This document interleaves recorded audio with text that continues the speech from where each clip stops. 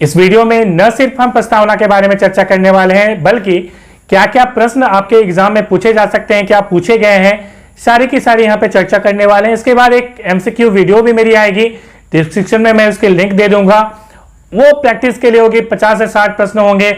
और डेफिनेटली मेरा ये दावा है, इस वीडियो को देखने के बाद शायद M लक्ष्मीकांत बनाए, चाहे आप पोल्यूशन बनाए, आप सारे के सारे प्रश्न वहां से कर सकते हो आप। चलिए वीडियो को स्टार्ट करते हैं। सबसे पहले हम यदि प्रस्तावना की बात करें तो प्रस्तावना बना कैसे, थोड़ी इसकी पहले चर्चा कर लेते हैं। तो जैसा कि आपको पता है कि हमारा जो संविधान है उसे बनाने के लिए एक संविधान सभा का गठन हुआ, जिसकी पहली जो बैठक है वो 9 दिसंबर 1946 को हुई। उसके बाद 11 दिसंबर 1946 को क्या होता है कि संविधान सभा के स्थायी जो अध्यक्ष हैं वो चुने जाते हैं डॉक्टर राजेंद्र प्रसाद। साथ ही साथ इसमें संवैधानिक सलाहकार भी चुने जाते हैं, जिनका नाम है सर BN राव। इसके बाद 9 दिसंबर हमने समझ लिया पहली बैठक, 11 दिसंबर की बैठक भी हमने समझ ली। उसके बाद 13 दिसंबर 1946 को जो बैठक होती है उसमें क्या होता है, उसमें पंडित जवाहरलाल नेहरू एक उद्देश्य प्रस्ताव लेकर आते हैं। उद्देश्य प्रस्ताव 13 दिसंबर 1946 को रखी जाती है। उद्देश्य प्रस्ताव में क्या चीजें थी?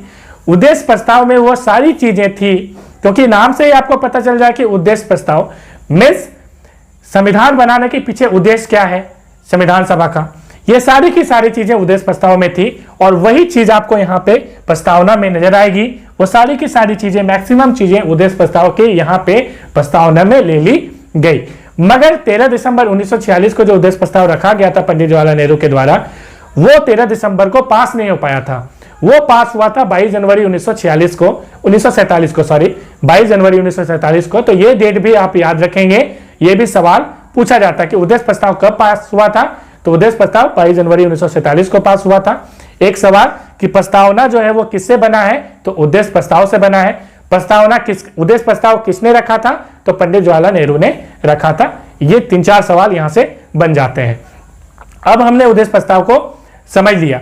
अब हम लोग समझते हैं कि ये जो प्रस्तावना है, ये प्रस्तावना है क्या, जिसे हम प्रियम्बल भी कहते हैं और इसे हम उद्देशिका भी कहते हैं। क्योंकि जैसा कि मैंने कहा कि उद्देश्य प्रस्ताव से लिया गया, तो वहां से भी उद्देशिका वर्ड आया।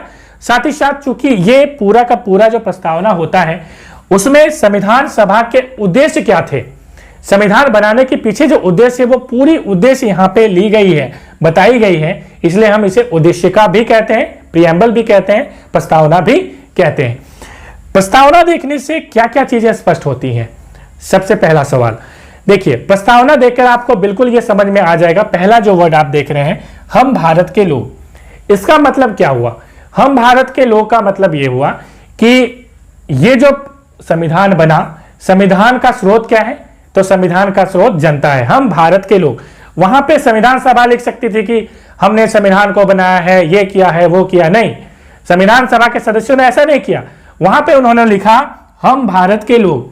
इसका मतलब ये हुआ, हम भारत के लोग से सवाल पूछे जाते हैं कि इसका क्या मतलब है निम्नलिखित में से, तो इसका 2 मतलब है। पहला मीनिंग है कि मैंने कहा कि संविधान का स्रोत जनता है, पहली चीज।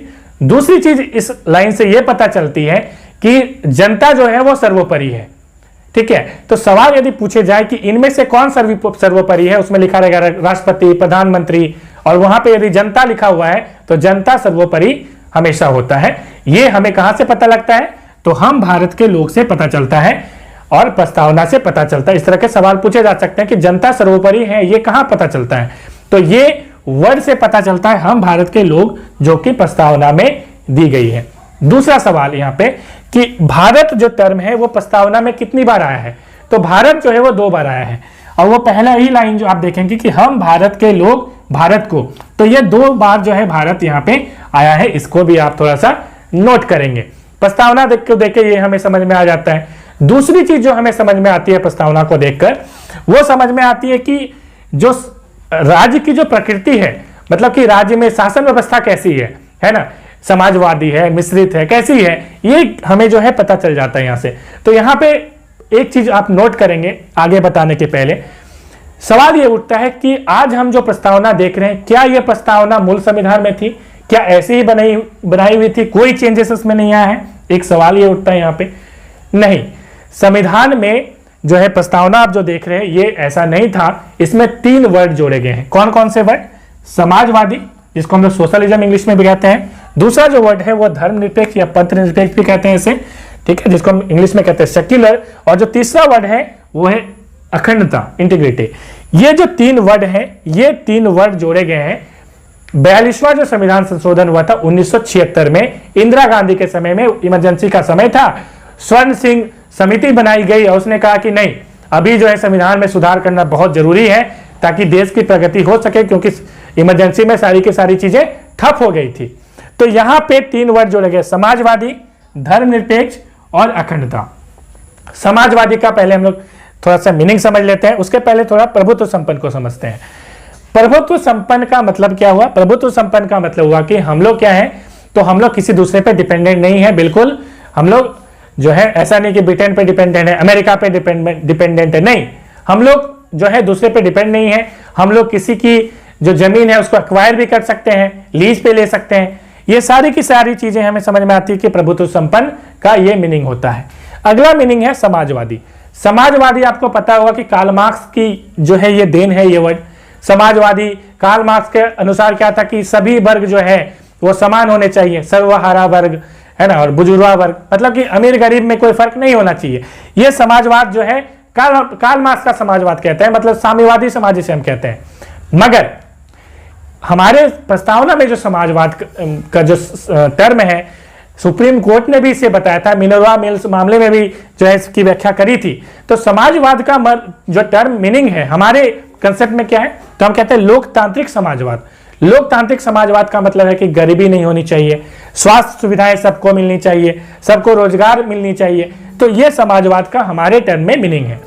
आगे हम बात करें धर्मनिरपेक्ष की, तो धर्मनिरपेक्ष का मतलब क्या हुआ? सेक्युलर। धर्मनिरपेक्ष का मतलब है कि एक राज्य का, मतलब एक देश का, हमारे भारत का कोई राजधर्म नहीं है। हम लोग ये नहीं कहते हैं कि हम लोग मुस्लिम राष्ट्र हैं, हिंदू राष्ट्र हैं, नहीं कहते हैं। हम लोग कहते हैं हम लोग धर्मनिरपेक्ष राष्ट्र हैं। तो धर्मनिरपेक्ष का मतलब ये हुआ कि हमारा जो राजधर्म कुछ नहीं, हमारे देश का कोई धर्म नहीं है। मगर इसका ये कतई मतलब नहीं है कि सरकार जो है, राज्य जो है धर्म विरोधी है। नहीं, धर्म विरोधी नहीं है, ना ही वो नास्तिक है। सरकार नास्तिक भी नहीं है, धर्म विरोधी भी नहीं है। सरकार जो है वो सभी धर्मों को सम्मान देती है, सभी धर्म के लोग यहाँ रह सकते हैं और सभी की उपासना जो है यहाँ पे कर सकते हैं। इसका मतलब यही है। और जैसा कि आपको पता है कि मूल जो अधिकार है, हमारा जो मौलिक अधिकार है, फंडामेंटल राइट, उसमें भी जो है धर्मनिरपेक्ष टर्म की व्याख्या की गई है। तो सवाल यह भी पूछा जाता है कि जो धर्मनिरपेक्ष टर्म है और कहां पे लिखा गया है, तो प्रस्तावना में भी लिखा गया है और जो मौलिक अधिकार है उसमें भी लिखे गए हैं। और जैसा कि आपको पता है कि धार्मिक स्वतंत्रता का अधिकार, मौलिक अधिकार आर्टिकल 25 से 28 में लिखे गए हैं ये। चलिए आगे हम लोग समझते हैं लोकतांत्रिक गणराज्य। इस वर्ड से क्या समझ में आता है? इस वर्ड से हमें यह समझ में आता है कि हमारा जो देश है उसकी शासन व्यवस्था कैसी है। तो प्रस्तावना को देखकर हमें शासन व्यवस्था भी पता चल जाता है कि कैसा शासन व्यवस्था है। तो लोकतांत्रिक गणराज्य हमारा मतलब कि इसे हम कहते हैं डेमोक्रेटिक रिपब्लिक। डेमोक्रेटिक का मतलब क्या होता है? देखिए, लोकतंत्र का मतलब आपको अब्राहम लिंकन ने वो परिभाषा आपको याद ही होगी, जनता का, जनता के लिए, जनता द्वारा शासन को हम लोग कहते हैं लोकतंत्र। लोकतंत्र 2 तरह के होते हैं मोटा मोटी यदि हम लोग बात करें, प्रत्यक्ष लोकतंत्र और अप्रत्यक्ष लोकतंत्र। प्रत्यक्ष का मतलब है जहां पे डायरेक्ट जो है ओपिनियन ली जाती है, रेफरेंडम वगैरह ली जाती है। मान लीजिए कोई कानून बनाना है, वोटिंग करा ली जाएगी सभी लोगों से, है ना, कि भाई ये करवाना है, क्या करें। तो वो हो गई जैसे स्विट्जरलैंड में ये होता है, ठीक है। दूसरा मैंने कहा कि अप्रत्यक्ष लोकतंत्र, जैसे हमारे भारत में है, जैसे अमेरिका में है, ठीक है। उसमें क्या होता है कि हम चुनाव में एक वोट देते हैं किसी पर्सन को और वो जो है सरकार बनाती है, प्रधानमंत्री वगैरह वहां से, राष्ट्रपति वगैरह वहां से बनता है। तो ये इसको हम लोग कहते हैं लोकतांत्रिक। गणराज्य का मतलब क्या होता है? गणराज्य को इंग्लिश में कहते हैं डेमोक्रेटिक।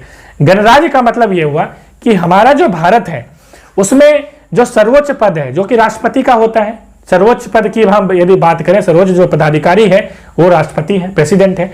तो प्रेसिडेंट जो है वो निर्वाचन के थ्रू आता है, चुन के आता है, इलेक्शन के थ्रू आता है, उसे हम कहते हैं गणराज्य, डेमोक्रेटिक। तो हमारा भारत जो है डेमोक्रेटिक है। आपसे एक सवाल यदि पूछा जाए कि गणराज्य जो है शब्द का प्रयोग कहां हुआ है, तो आप बोलेंगे प्रस्तावना में हुआ है, पहली चीज। दूसरी चीज कि गणराज्य हमारा देश कब हुआ, तो आप बोलेंगे 26 जनवरी 1950 को हुआ।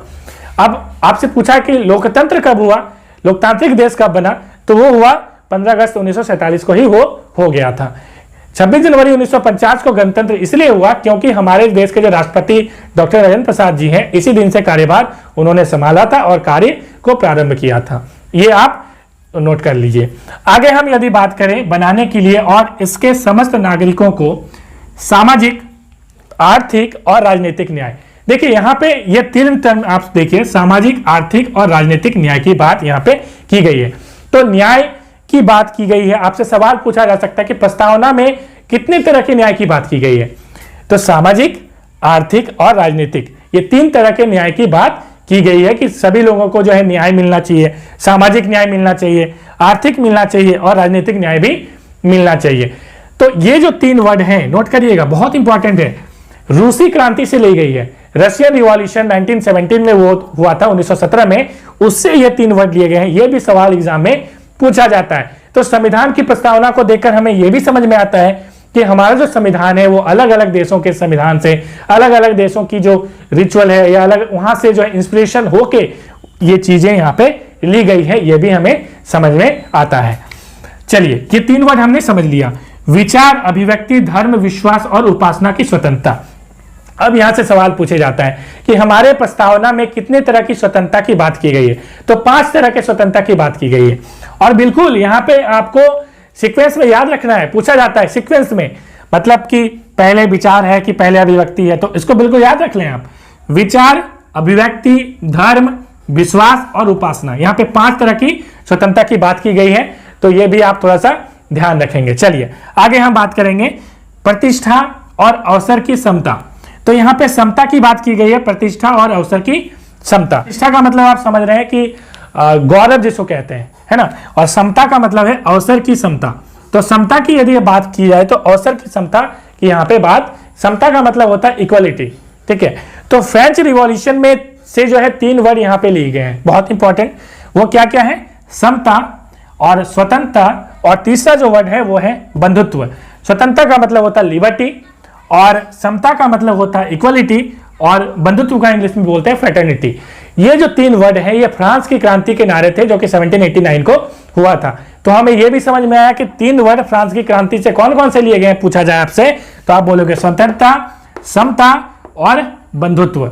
ये भी चीजें आप नोट करेंगे। चलिए अब हमने समझ लिया कि समता की बात की जा रही है तो अवसर की समता। एक आपसे सवाल पूछा जाएगा कि समता की बात मतलब समानता की बात, इक्वलिटी की बात प्रस्तावना में तो की गई, हमने देख लिया, और कहां पे की गई है। तो आप थोड़ा नोट करेंगे यहाँ पे, ये मौलिक अधिकार में भी की गई है। आर्टिकल 14 से 18 जो है समानता का अधिकार है, आपको पता है। तो एक मौलिक अधिकार में भी बात की गई है। डीपीएसपी, ठीक है, डीपीएसपी राज्य के नीति निर्देशक जो तत्व है, आर्टिकल 39 में कहा गया है कि महिलाओं को, पुरुषों को समान वेतन जो है, समान काम के लिए समान वेतन जो है मिलना चाहिए। तो समान वहां पे बात की गई है, तो आर्टिकल 39 में भी इसकी चर्चा की गई है। इसको भी आप थोड़ा ध्यान रखेंगे। साथ ही साथ यदि हम बात करें कि निर्वाचन से संबंध में, कि हम लोग जो वोट देते हैं, ठीक है, तो उसके लिए क्या बना जाता है, तो मतदान पर्ची बनती है ना, मतदान सूची। साथ ही साथ उसके बाद हम लोग वोट देते हैं, वोट देने का अधिकार। तो ये जो दोनों बातें हैं ये भी जो है आपको देखेंगे समानता की बात करता। कि यहाँ पे आप ऐसा नहीं कि जाति, धर्म, लिंग के आधार पर आप वोट देने से किसी को रोक लेंगे कि ये फलाना जाति का है तो वोट नहीं दे सकता, ये पुरुष है तो वोट नहीं दे सकता, स्त्री है तो वोट, ऐसा तो आप नहीं कर सकते हैं। तो वो समानता की ही बात होती है। तो यदि समानता आपसे पूछा जाए तो आप पहला बोलोगे प्रस्तावना, दूसरा बोलोगे मौलिक अधिकार में आर्टिकल 14 से 18, उसके बाद आप डीपीएसपी बोलोगे, directive principle of state policy, जिसे हम कहते हैं राज्य के नीति निर्देशक तत्व, तो आर्टिकल 39 का यूज करोगे। साथ ही साथ मैंने जो मतदान वाली बात कही, आर्टिकल 325 और 326 में ये बात की गई है। चलिए यहां तक हमने समझ लिया। अब आगे हम लोग बात करते हैं व्यक्ति की गरिमा और राष्ट्र की एकता तथा अखंडता सुनिश्चित करने वाला बंधुत्व बढ़ाने के लिए दृढ़ संकल्पित होकर अपनी इस संविधान सभा में ये दिनांक भी जो है, डेट भी जो है आपको प्रस्तावना में मिलेगी। तो सवाल ये पूछा जाता है कि प्रस्तावना में कौन सी डेट दी गई है। तो कई लोग 26 जनवरी 1950 मार्क कर जाते हैं, जबकि 26 नवंबर 1949 को ये अधिनियमित अंगीकृत जो है ये किया गया था। आत्मअर्पित मतलब खुद को समर्पित करना, ठीक है। ये बातें भी जो है इस प्रस्तावना में की गई है, इतना भी आप थोड़ा सा ख्याल करेंगे। अब सवाल ये उठता है कि क्या प्रस्तावना में संशोधन संभव है, संशोधन में क्या चीजें बातें की गई, प्रस्तावना के बारे में सुप्रीम कोर्ट का क्या ख्याल है। तो चलिए उसको हम लोग थोड़ा जान लेते हैं। इससे संबंधित जो पहला मामला है उसे कहते हैं बेरुवारी मामला। वो मामला 1960 का मामला था। उसमें जो है सुप्रीम कोर्ट ने क्या कहा? सुप्रीम कोर्ट ने कहा प्रस्तावना संविधान का भाग नहीं है। इसका मतलब साफ समझ जाइए आप कि प्रस्तावना जब संविधान का भाग नहीं है तो इसमें संशोधन नहीं हो सकते। ये बेरुवारी मामला में कहा गया था। और संविधान में संशोधन आपको पता है कि आर्टिकल 368 के तहत, आर्टिकल 2 और 3 के तहत होती है, ये हमें पता है। तो बेरुवारी मामला में जहां यह कहा गया कि संविधान जो है का भाग प्रस्तावना नहीं है और इसमें संशोधन नहीं हो सकते, अगला जो यहाँ पे बहुत ही इंपॉर्टेंट जजमेंट आता है 24 अप्रैल 1973 का। 13 जो है जजों की संवैधानिक पीठ बैठती है, जो कि सबसे बड़ी अभी तक की पीठ जो है बोला जाता है उसे, इसे भी आप समझेंगे, उसे कहते हैं केशवनाथ भारती वर्सेस केरल राज्य। इसमें क्या होता है? इसमें सुप्रीम कोर्ट कहती है कि प्रस्तावना संविधान का भाग है। साथ ही साथ ये कहती है सुप्रीम कोर्ट, चूंकि ये संविधान का भाग है इसलिए संविधान में जैसे संशोधन होते हैं उसी तरह से आर्टिकल 368 का यूज करके इसमें भी संशोधन हो सकती है। इस चीज को आप थोड़ा सा नोट करेंगे।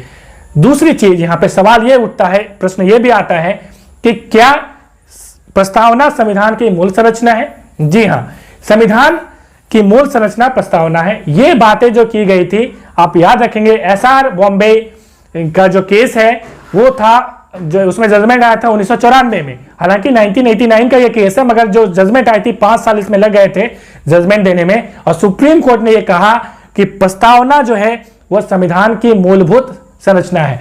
इसका मतलब आप स्पष्ट समझ लीजिए कि प्रस्तावना में संशोधन तो किए जा सकते हैं, मगर मूल संरचना में कोई भी जो है यहाँ पे बाधा जो है नहीं आनी चाहिए, आघात नहीं आनी चाहिए, यह सुप्रीम कोर्ट ने साफ कहा है। अब यहाँ पे कुछ इंपॉर्टेंट जो है, कुछ लोगों ने कुछ बातें कही है, जैसे एन.ए. पालकीवाला। एन.ए. पालकीवाला ने कहा कि संविधान का यह परिचय पत्र है, प्रस्तावना जो है वो आइडेंटिटी कार्ड है, परिचय पत्र है किसका? तो संविधान का। ठाकुर प्रसाद भार्गव संविधान सभा के सदस्य, उन्होंने कहा था कि ये जो प्रस्तावना है ये प्रस्तावना संविधान की आत्मा है, ठीक है, सोल ऑफ द कॉन्स्टिट्यूशन जो है वो कहा था किसने? तो ठाकुर प्रसाद भार्गव जी ने। अगला और अंतिम सवाल कि हमारे प्रस्तावना में कितनी बार संशोधन हुआ है? तो एक बार 42वां संविधान संशोधन, जिसे मिनी कॉन्स्टिट्यूशन कहा जाता है। 42वां संविधान संशोधन सबसे बड़ा संशोधन था, इसलिए इसे मिनी कॉन्स्टिट्यूशन भी कहते हैं। तो मिलेंगे नेक्स्ट वीडियो में। Thanks for watching.